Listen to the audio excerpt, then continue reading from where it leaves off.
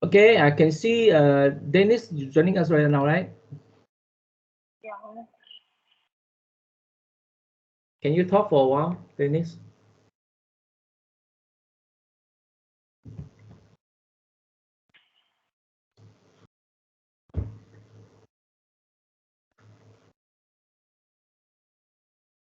Or you kind of stuck in the meeting room or something?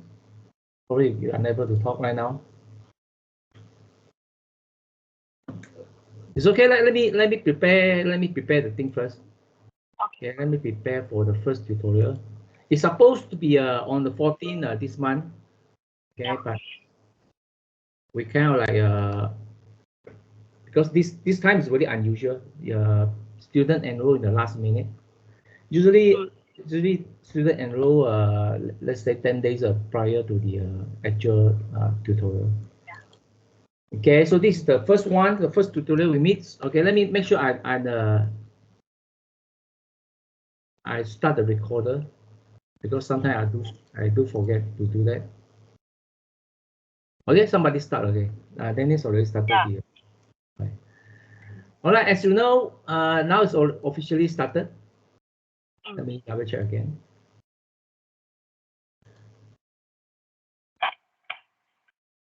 Okay, so this is the WOU, electric circuit and power, semester 24A, and today is a tutorial 1. Okay.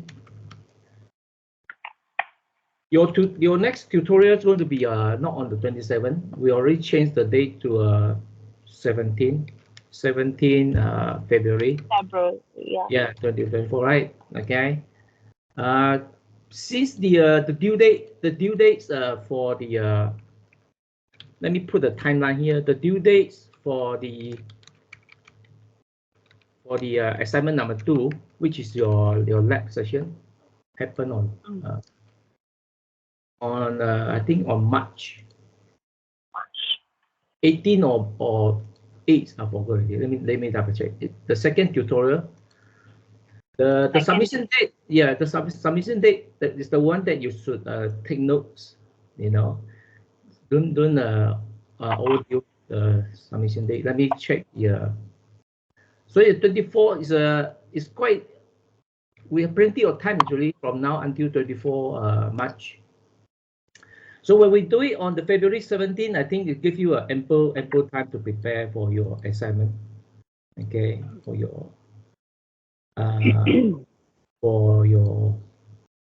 the lab report actually.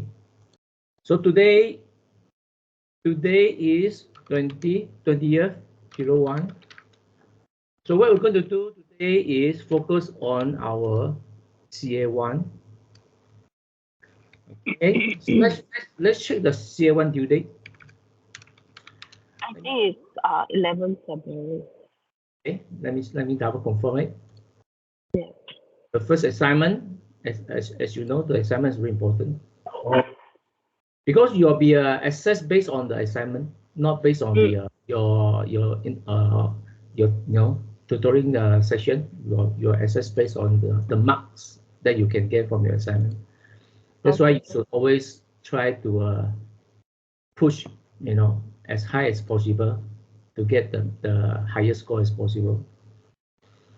So that's why I'm here actually to assist you to complete your assignment on the February 11, right? Okay. Yeah.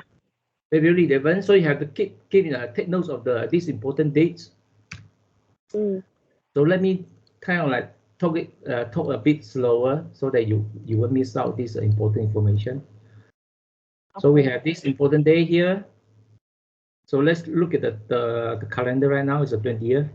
So you have about 20 days.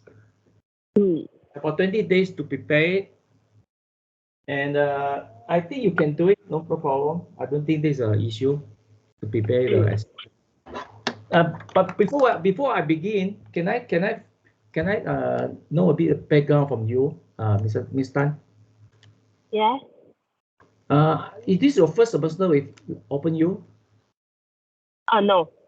It's not. Okay. That means you're already aware of how to submit the assignment. Everything. Yeah. Okay, okay, Yeah. good. How about Dennis? Are you able to talk? I think you I also, right? think not. Yeah. Because you are Dennis is the graduate diploma also. I think looks like he is belong to the same category as you, Mr. That Oh. means he's already been with OpenU for a while, not for first semester. So I presume all of you knows how to submit your assignment and also access the Flex Learn. You aware of this, right, Miss Tan? Yeah. You're aware Yeah. of this picture, right? Okay, this how you this way you get your class notes or class material. Let me see whether it's there or not. Okay, let me look at the unit 1. Okay. Unit 1. So you have kind of like PDF file for you to download to your PC and read it. Yeah. Okay. Yeah. You can download. Actually, we have 5 units altogether. We have 5 units. But when we look at your time schedule here, 1, 2, 3, 4, 5. We have also a 5 tutorial session. But one is just solely for the lab. It's whole day. It's not this day anymore. Okay, please take note. It's on the 17th. Okay. So that okay, let's back to the tutorial again. So we have 5 units. You need to read it yourself. As you know, this is a distant learning class. It's not a conventional classroom like a lecturer lecturing to you every class. This is the sort of like the tutorial class where I will give you some tutorial and you also to help you complete your assignment, your assessment. Okay, so that we assume that you will read through the notes by yourself or by yourself. I'm also your tutor only for these 2 hours. I'm not your tutor for the whole semester, you see. Because they open you, they pay me for these 2 hours only. They didn't pay me for the whole semester to assist you. So by uh, logically that you should only ask question during this tutorial time. When the tutoring time is over, of course, you can ask some simple question. You can ask some simple questions like, is this to confirm something? Should you do this or should you not do this?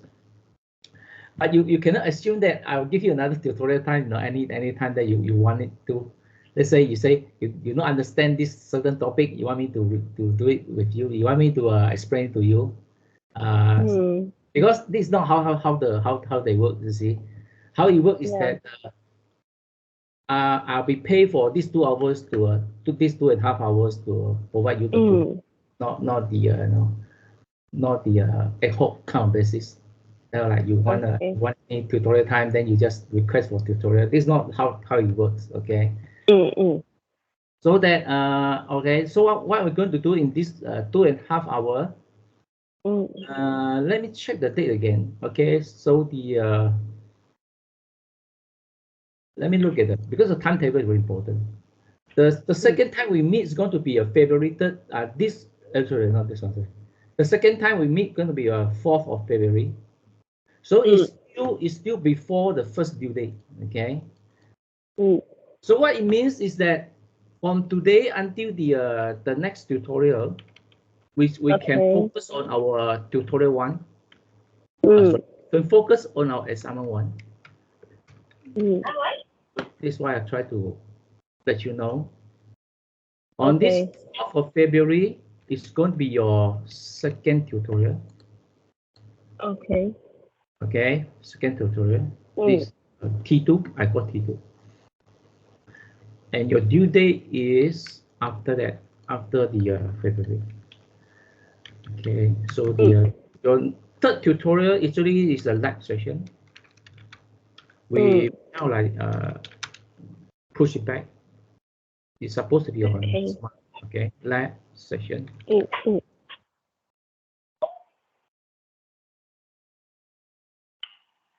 Since the due date is March, I think so. So everything looks okay. I don't see any issue. All right, let's after the I let you know the some basic information, and also I also let you know the uh, I also find out that you know how to submit your assignment. So Yeah. I think we can just go ahead and start the class right now. Okay. Let me see that your first assignment. Let me look at your first assignment. This I think it's about this. So be this one. Let me see. I think this one. So this one, this assignment, you actually you can download it from the FlexLearn. So altogether, we have how many? We have five or four Four, questions. Four four questions. questions. Yeah, totally 100 marks. But this time, there's no cover. As quite strange, though. There's no cover for this assignment. Usually, they provide a cover. But I presume the assignment is the there's no other information. They just straight go to the question this time.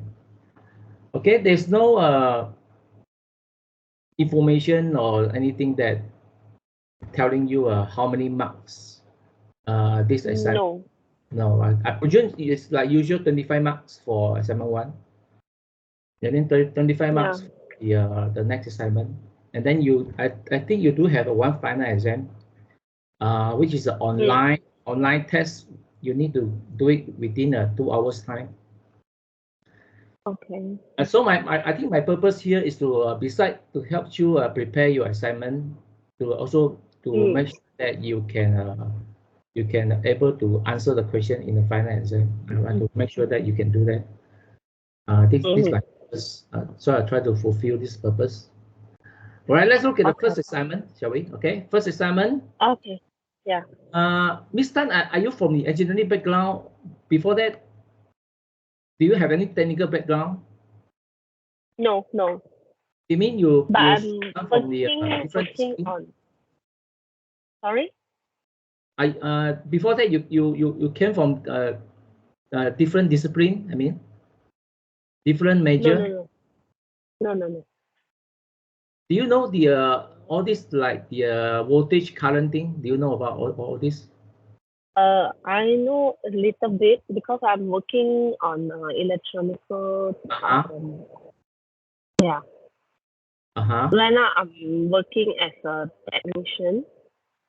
So I know a bit about this, but all this calculation I'm not so familiar. That means this is the first technical class you enroll. Can I say that? Yeah. Okay. Before that, you enroll just a normal general class, right? Like mathematics, all these languages, right? Okay. All right. That means I need to pay more attention to all this. All right. Let's do this right now. Okay. So the first question is about the fundamentals of circuit. I mean the voltage and time function. So we call this a function of time. And second question is about the basic of circuit theory using the Ohm's law. Okay, Ohm's law, basic one, very basic. Yeah. The part C here is also very basic. Is related to the power, electric circuit power. Okay, how they works, how you should see them. And then when it comes to the question 2, it's a bit difficult, I can say. If you read you can see the figure here. Yeah. Sorry, I forgot to share my screen. Let me share my screen. Share my screen. On the question number 2, you can see the circuit is a bit unusual. It has some funny symbol. Okay, so this is the current dependent. This is a current dependent current source. Okay, probably you never heard of this, but I think I will explain to you later on. So question number 2 is a bit you can say tricky. Okay, it's based on the Kirchhoff's current law or voltage law. Okay, so we probably will leave this one to the next tutorial. Okay. Then come to the part B. Part B looks as the fundamentals of the circuit theory. Okay. And so basically you just need to calculate the total resistance of this circuit network. The total resistance. Okay. We call the equivalent resistance sometimes. Okay, this is considered easy. And this one is considered average. This one you need to know about mass analysis, because this question explicitly tells you to use the mass analysis. You cannot use any methods. You have to use the mass analysis to solve for the I1 and I2. That means you need to find the value of I1 and I2.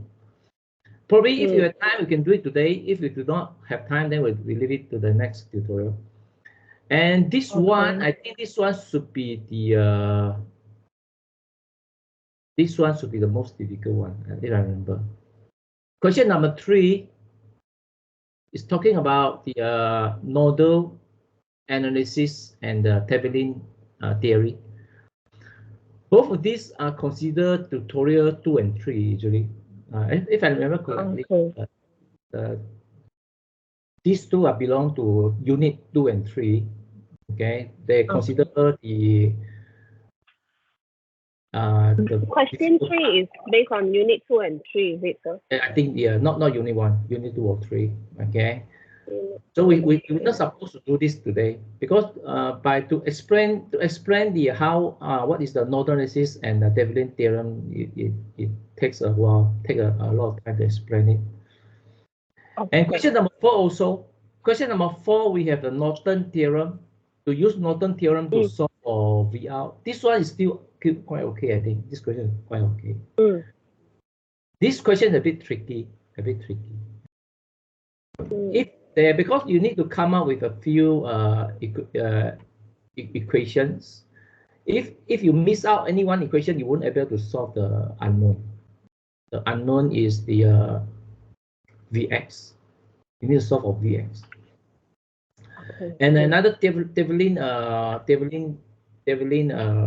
variable is the resistance. Thevenin resistance you need to solve. It didn't tell you that, but when we say Thevenin equivalent circuit, we are talking about the Thevenin voltage and Thevenin resistance. We're talking about this. Okay. So back to the last question is a superposition theorem. There's another you can say is a small topic. Superposition sometimes is useful, sometimes you may not find useful.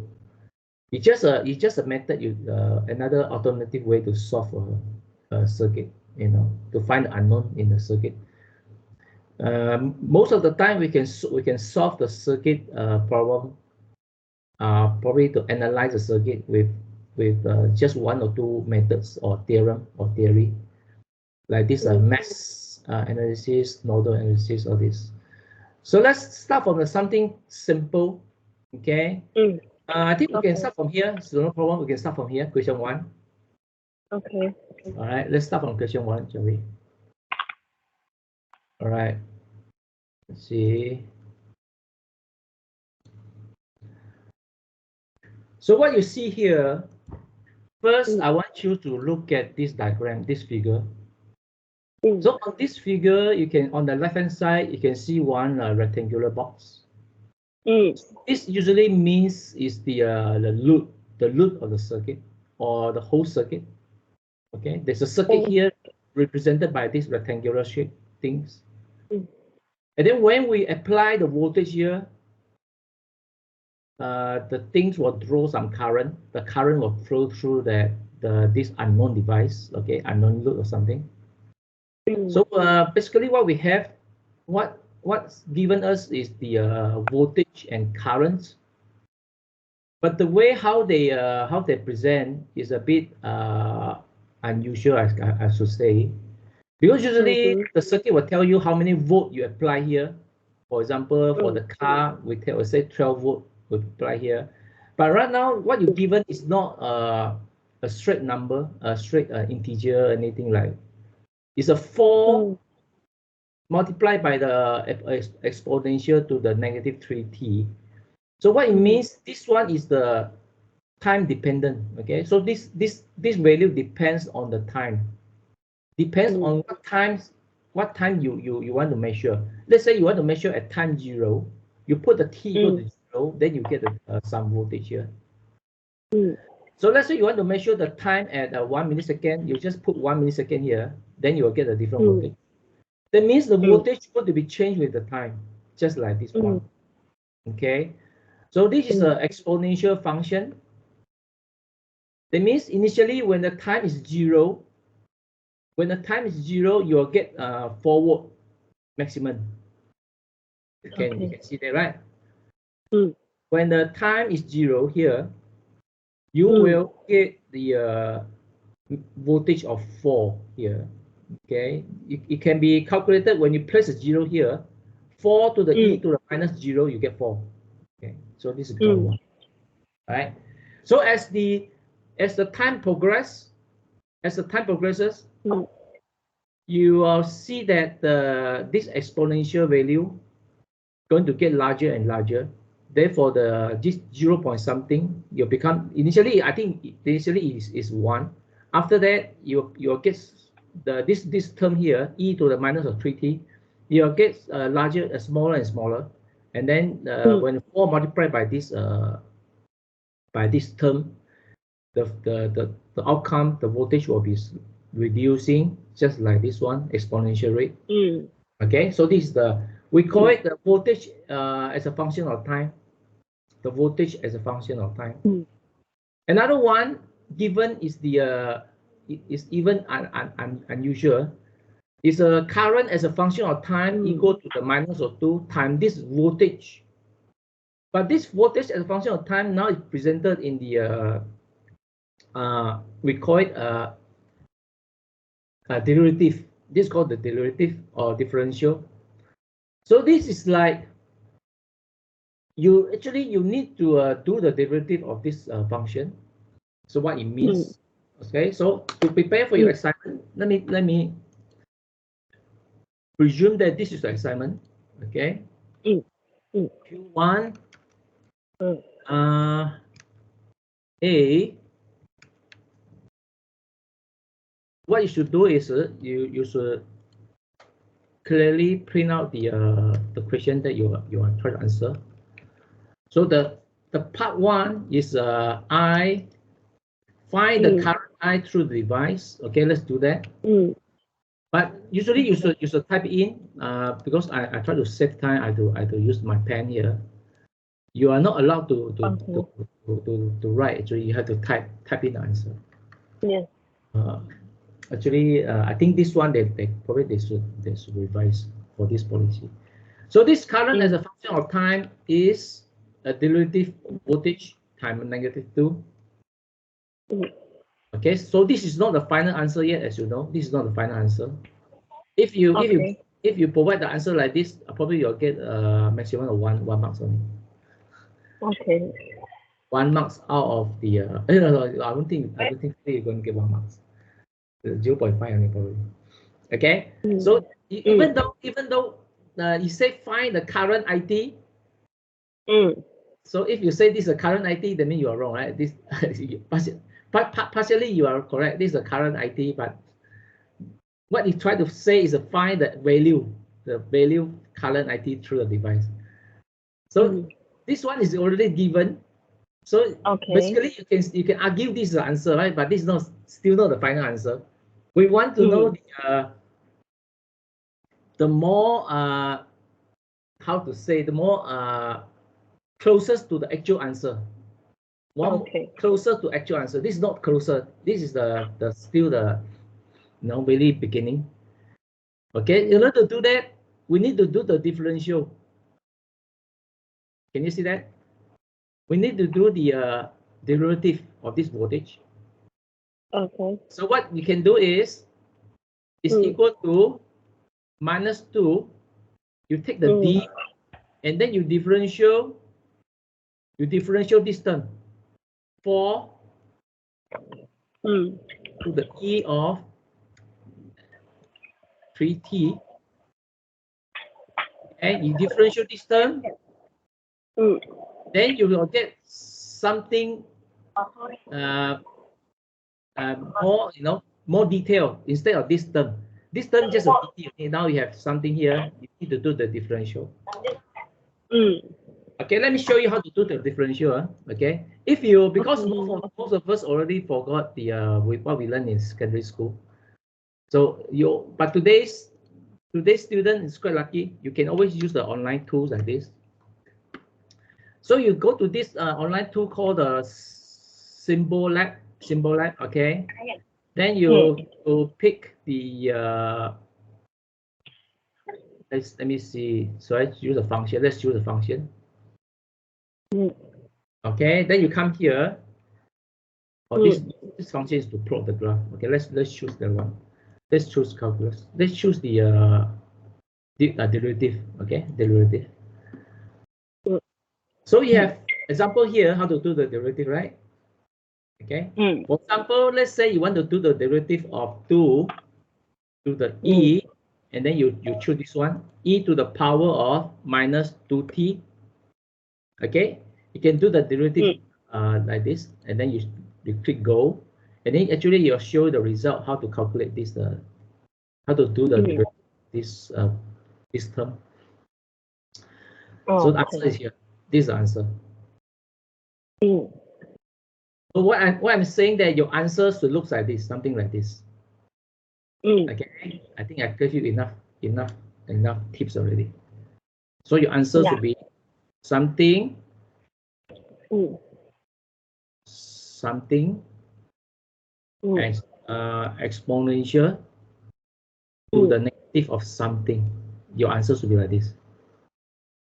Okay. Okay, so this with this one all I can do right now. If I give you more, I'm helping to answer really. Okay, let's move on to the second question. Second question is 2.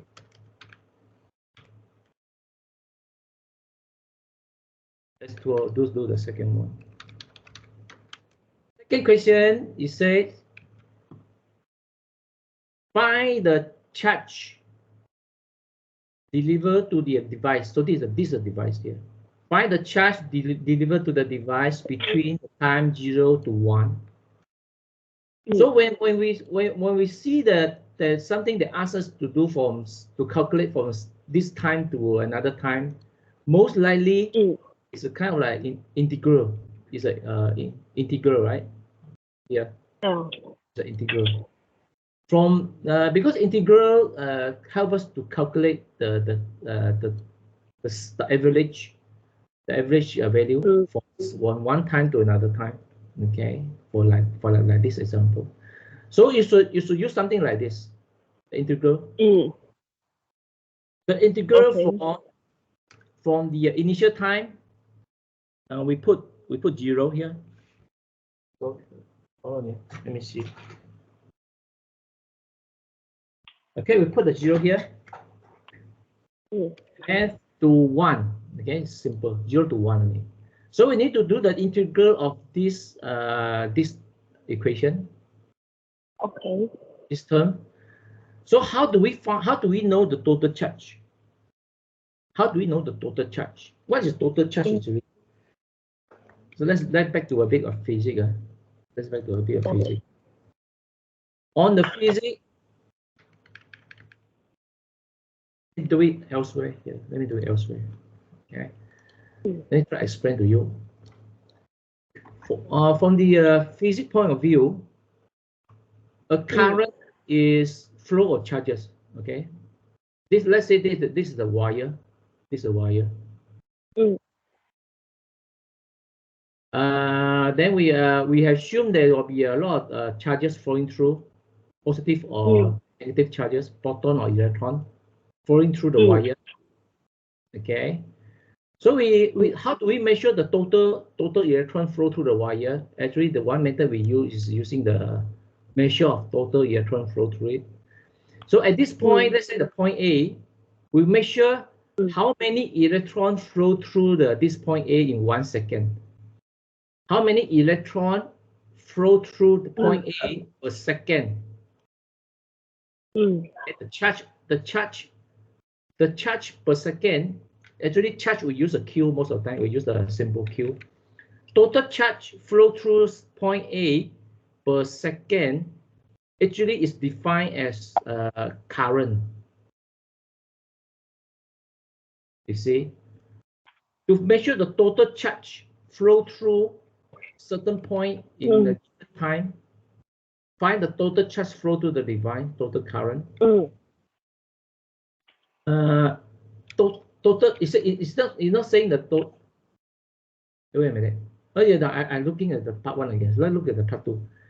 Find the total charge delivered to the device between 0 to 1. That means also can be said that is a total charge flow through the device between 0 and 1. So if you understand what I'm talking here, the current actually is a measure of total charge flow through certain point per second. So you can also try to look for the let's try this AI. Let's define current. Let's say whether the AI mentioned about the total charge or not. Okay, let's see whether does it give us any good information. I think today when you learn something, you should always take AI as your co-pilot, to help you understand more about certain theory. This how you should do as a student in 2024. You should always let your AI be your co-pilot, and help you to understand, to review whatever you need to know. So the current, the direct current, then you say the current is the electrical charge flow in one direction, and then okay, so you can. I think it's not really detailed yet. Probably I should rephrase my question. What is current and charge? Okay, let's see whether it gives us a good answer.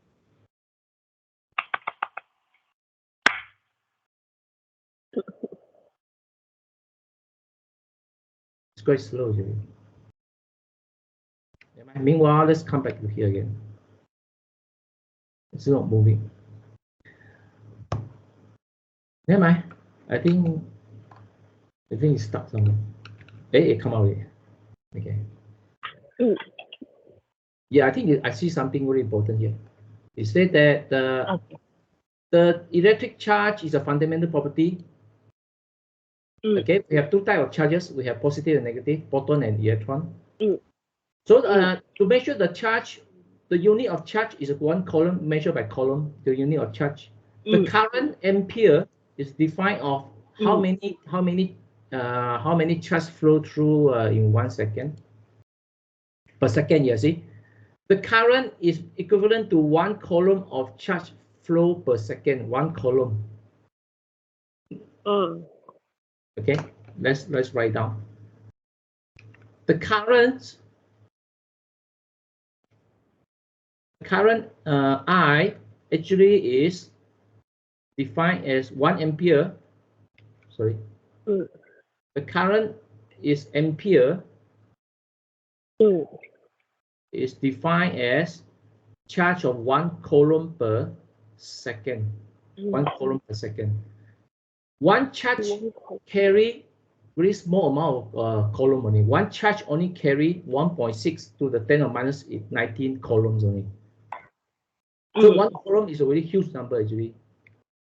Don't be fooled by this one. This one is really really large number, because one charge is only 10 to the minus 19. Okay. But this is just a background only. Let's go back to the question. So the question say find the charge delivered to the device between 0 and 1. So what it means is that it wants you to use the integration. What it wants you to do is total charge, right? Total charge. Okay, let's do this. Total charge. He wants you to find the total charge QT. Let's say the Q is the total charge, equal to how many coulomb Column. We seldom use this word, columns. How many columns? Oh, okay, he wants you to find how many columns, not ampere. okay, column. How do I know it's not ampere? Current is measured in ampere, but charge is not measured in ampere. Charge is measured in coulomb. You see here? Okay. Charge is coulomb. Okay? Column. Yeah, coulomb, right? Coulomb. Coulomb. Okay? Coulomb. Then he wants you to measure the total charge. So the equation what we can use, I can tell you that straight away, is a 0 to 1. 0 to 1 second. The current is equivalent to 1 coulomb per charge flowing per second. 1 coulomb, okay? But charge only carry this small amount of coulomb only. So what he wants to do is, we can use the integration from 0 to 1, and then we can use the current as the current functions, because the current measures the total amount of charge flowing through the device. Okay, if you read again here, current actually is a measurement of total charge flowing through certain device at 1 coulomb per second. So the current function here will give us we can use the current function here to measure the total charge flow through the device. Okay, just like that. You put the current here from 0 to 1, and then we do the integration. This should give us the answer in coulomb, not ampere. Okay, don't be fooled by this current. Look at current, you must. Most people think that the answer is ampere. Is not. It's a coulomb. Column. Because this match the question also. Question say the measure the charge, not measure the current, measure the charge. So current and the charge, they have this relationship. Let me ask one more question.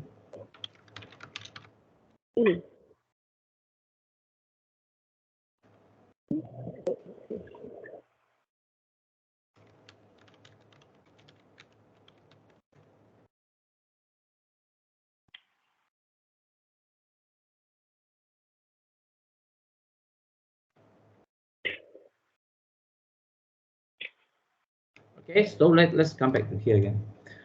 So from the previous part, you already find the IT. So you use this answer here. You use the answer from your part 1. You insert into this equation, and then you do the integration. You will get your answer. Okay. So what you do is like this. You put the answer from part 1, something that exponential 2 minus something. Okay. Then you do the integration. You will get the answer in column. Okay, so one I think I a bit confused here. 2 dash, right? Let me use better symbols. Let me use a better one. Let me erase this one. I don't want to confuse the student. Okay, let me take away this. That means you need to find out the unknown here and the unknown here. Then it becomes 0 already. This becomes 0. So this like this, okay, like this. Okay. So you need to take something here, calculate yourself something here, and then you'll get answer. They're not really a circuit theory. All these are fusing. I presume that you can do that. Okay, let's come to the last question. Calculate the power absorbed by the device. Okay. Basically, what we have known so far that the power, most engineering students understand power actually is a product of voltage and current. Voltage and current. That means if you have you know the fixed value of voltage, fixed value of current, you just multiply this together, you will get the power. We call the instantaneous power. That means the power consumed at that moment. Okay. But most of the time, the voltage and current, they are changing with time. They are not fixed. They are changing with time. And that's why we need to use the different methods. So in this case, the voltage and current, they are not fixed. You can tell by looking at this graph here. The voltage is not fixed, it's changing with time. Current also, I presume this is the fixed resistance. Yes. Current also change with the time. So they are not constant value. When they are not constant value, we cannot just multiply the voltage by current like that. Okay. In this case, we need to write use a better terms. Is power as a function of time. That means this power will change the time. Okay, it's not constant. It's a Vt time IT. Vt and IT, you know Vt IT already. This Vt and IT is the one you just found from part 1. So you just multiply them together, and you will get the answer in the unit watts. Watts. Watts. This answer.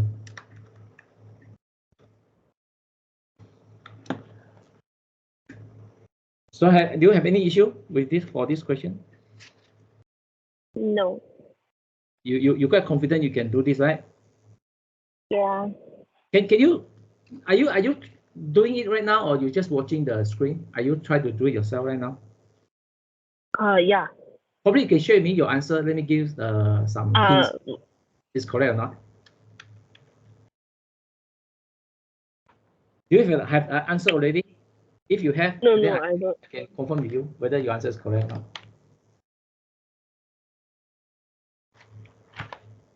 Never mind. If you are not confident to do it right now, then we continue to talk about the next question. Yeah. You can continue. Okay. So the next question, I think I should let me see. I think we can do this also. Okay. But I prefer to do this one first, actually. I prefer to do this. All right. Let's do the let's skip some question there. Let's jump straight to the question 2B. Question. Okay, 2B, because we can jump around here. Let's do Q2B. Q2B. This is the next. This is not easiest one. Sorry, this is not easiest one. The next easiest one is here. T1. Let me.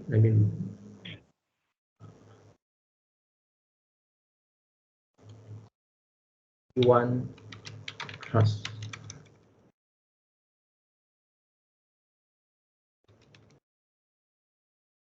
All right, Q1B.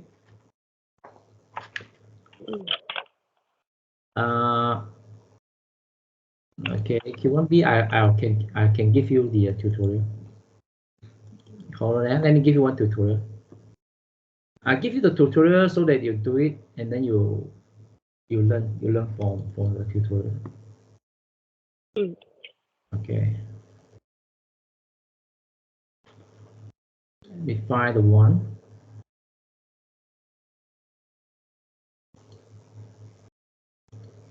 T1 here. Yeah, this one.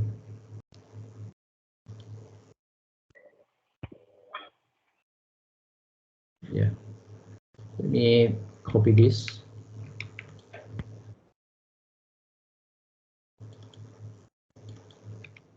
Okay, Miss Tan, I want you to try this question.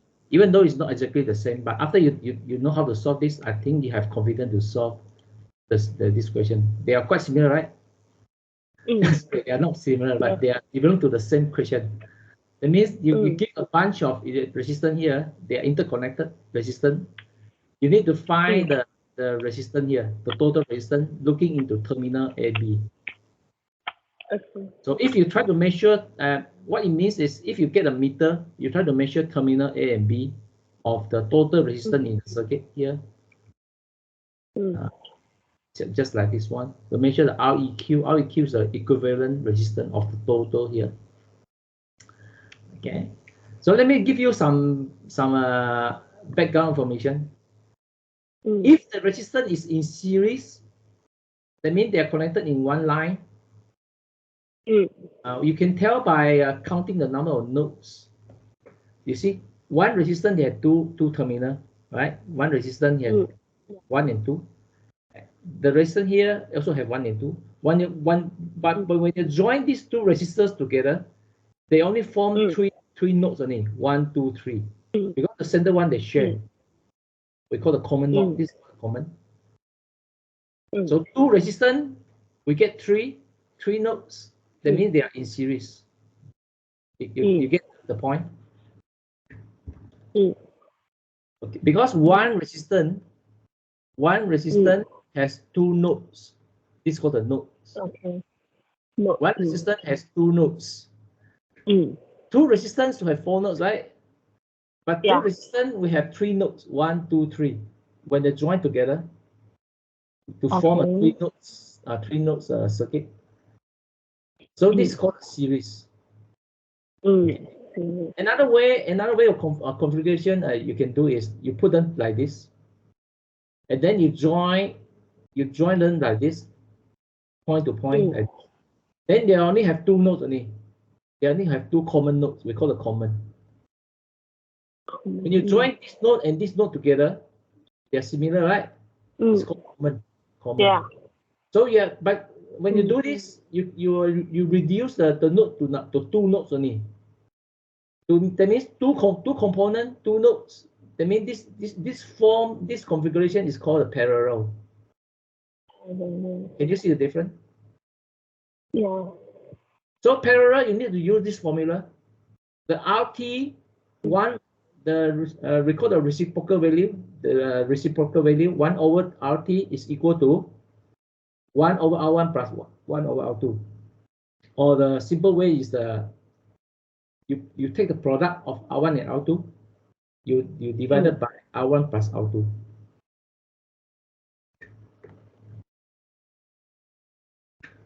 Okay, you can do that. Yeah. So if you understand, can you try to do this later? Probably you can tell me your answer. Okay. You do this, okay? Mr. You do this later. I give you 5 minutes. Okay. 5 minutes. I'll confirm with you whether your answer is correct or not. Okay, let's do this.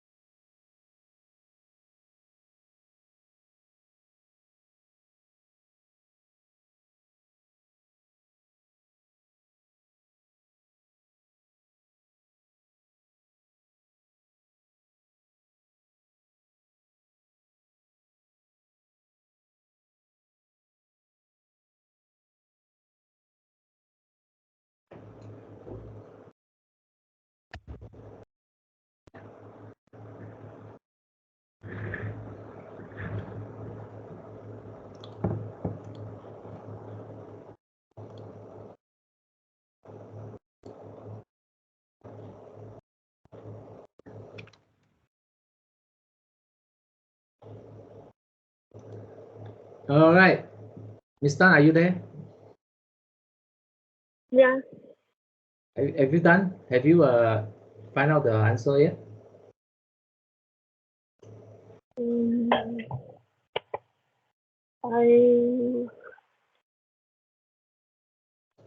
Is it 3 or 4?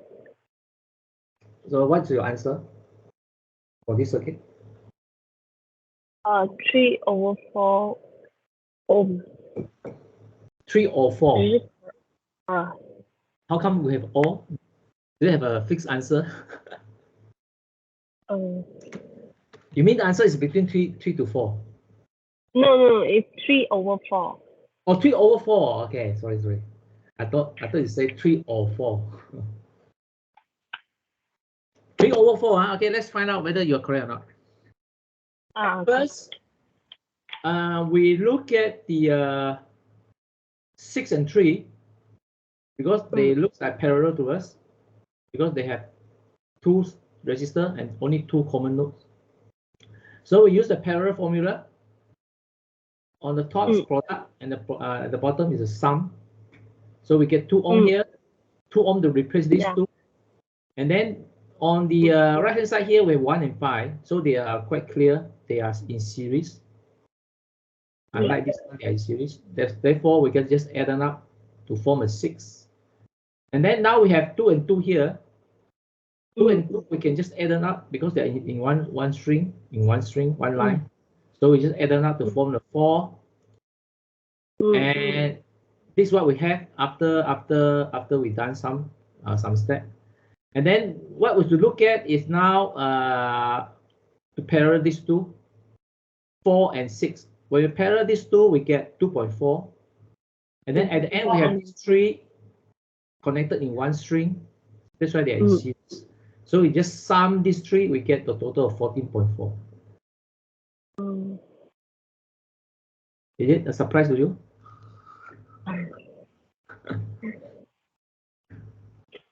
So what I want to know whether you can you solve this one or not? Yeah. I don't know. If you need more example, you can go online to find more example. You can go online here. You can say calculate equivalent resistance. You'll get some example or something. This one example here. One example.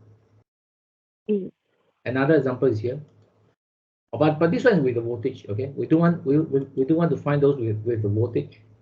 This is another example. How to find the equivalent resistance? Yeah. Another example is here. There are many. Okay, there are many. So because just now you couldn't provide the correct answer, so I still cannot say 100% that you can solve this one. Okay, but you need some practice. Okay, don't be despair. You need some practice. All of us need practice. No one will become expert in one day. Okay, all of us need a practice.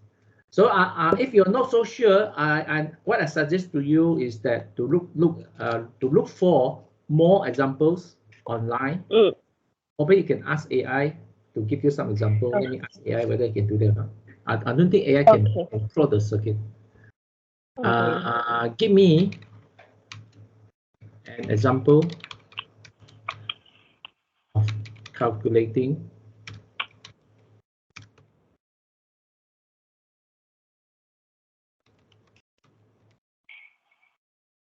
whether AI can. I don't think nowadays AI still cannot plot any circuit.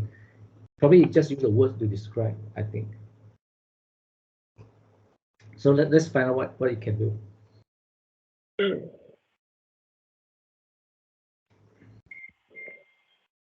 quite a slow rounding.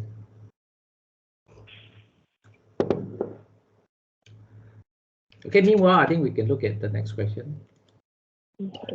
Beside this question is your second attempt. I would suggest the next one we look at is this one. Because it looks rather simple. It is the something related to the power of the circuit. To the power. Okay. So let me dig out some example from the past, whether I can find some example that can help you. Hold on here. Let me dig out some example.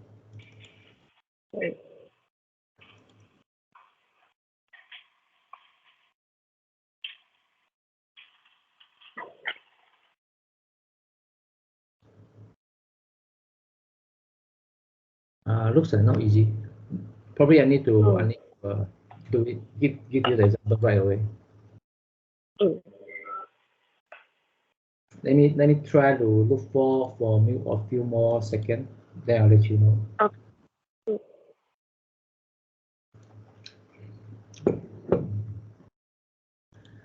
All right. So you have this circuit here. What I can see here, we see 20, 27, 12, 25, 15. They are the voltages and 3 voltages and 1 current given for the whole circuit here. All right.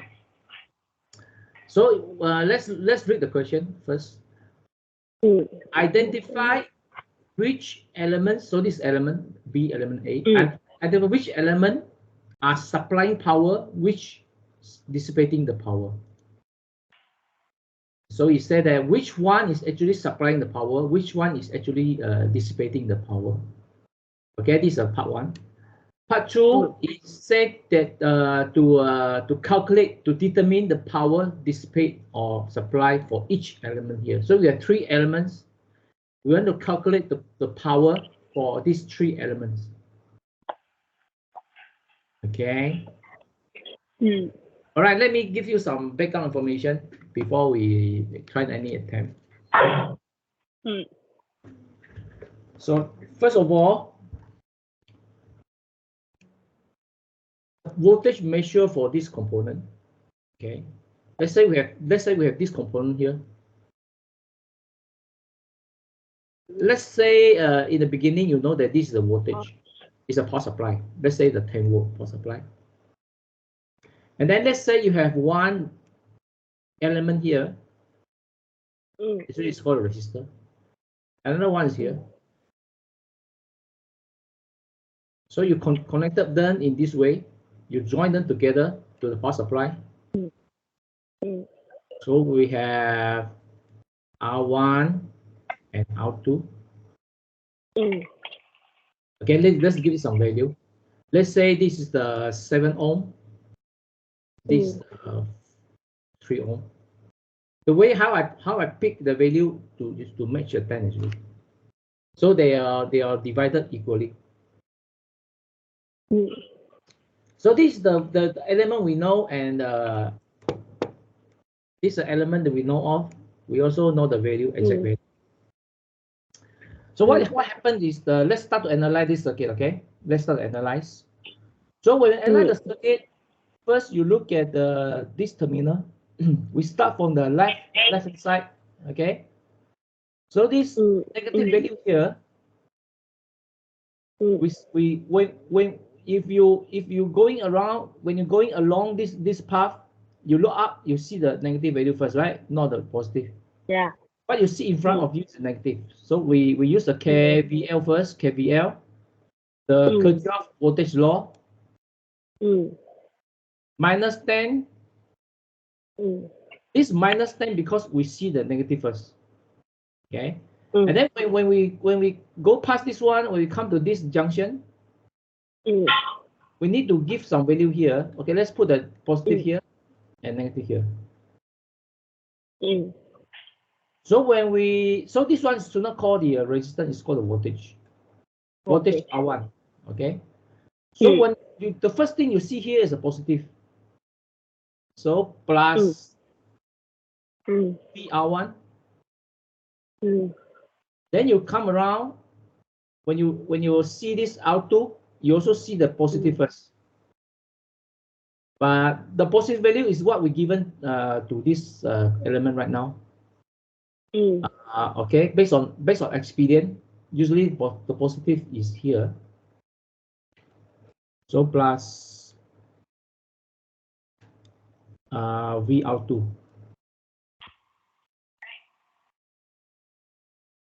VR2 is the voltage across this resistor. So based on the KVL, the total should be 0.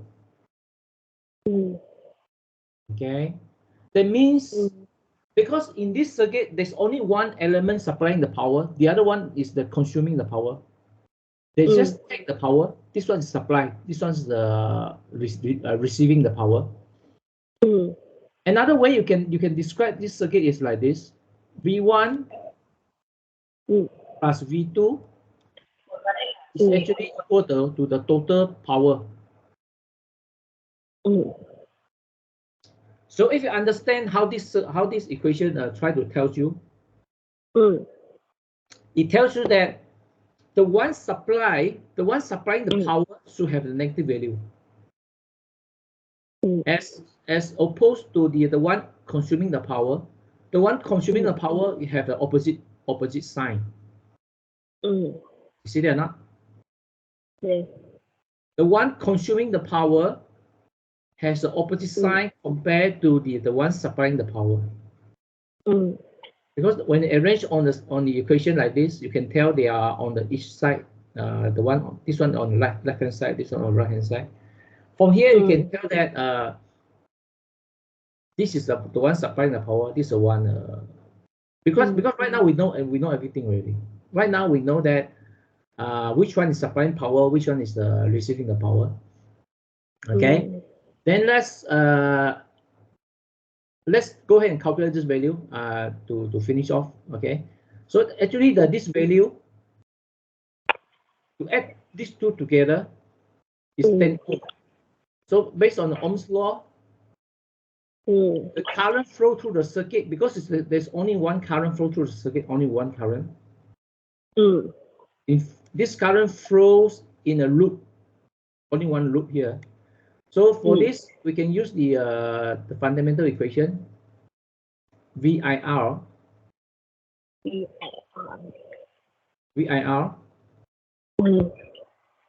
Current is equal to voltage divided by the resistance. Okay, so let's take this value. Current is equal to voltage divided by total resistance.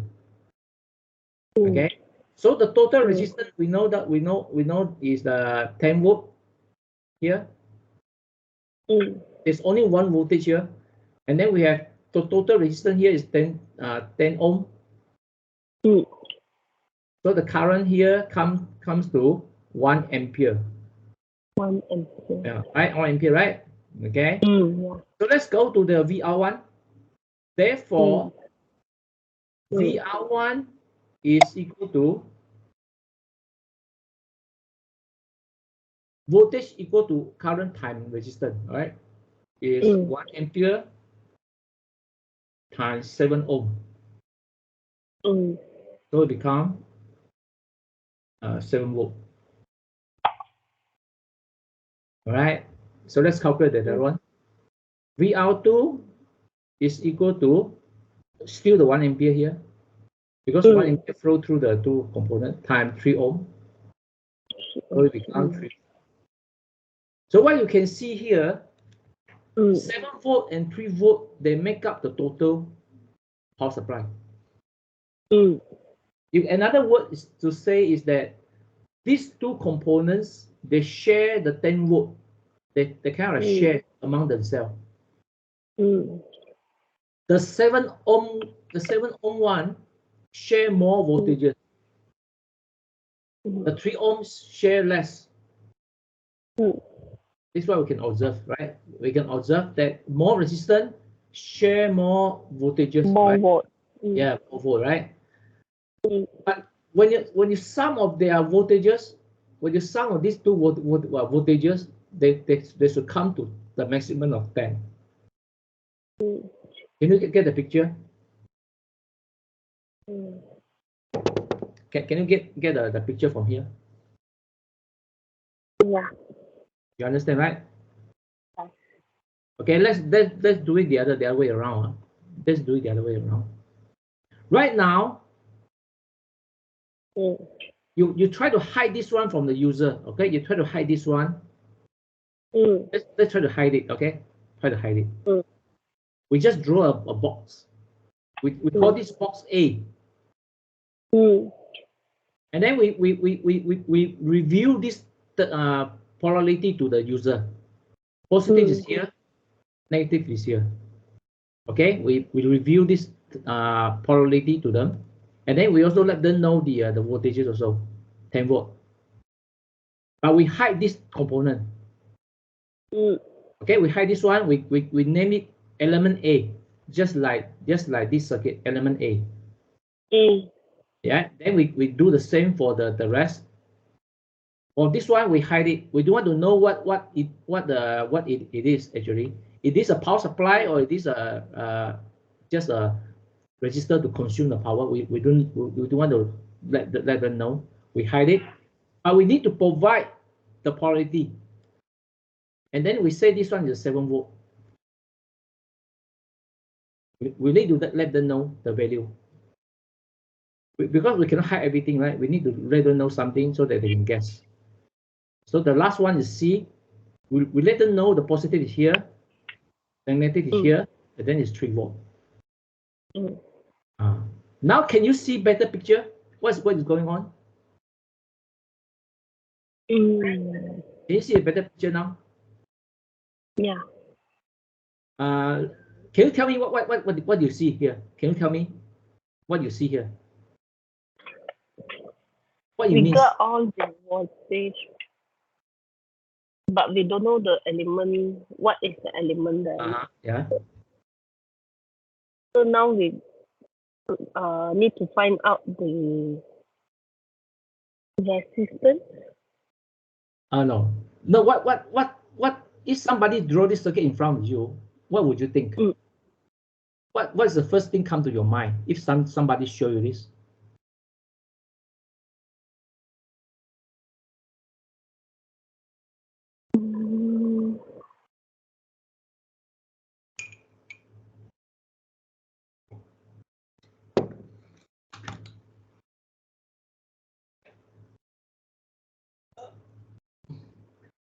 Yeah, but you can try. There's no penalty. Any penalty. You can try whatever you want. Whatever in your mind, you just let me know.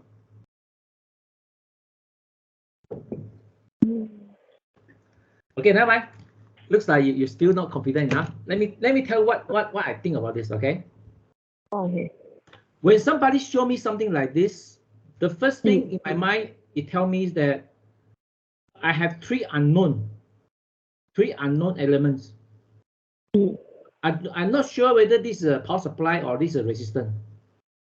Okay, this is the first thing I know. I'm not sure what is their true color, whether this is the power supply or this is a resistance. So they just named as A, B, C. And then I'm given a 3 voltages here.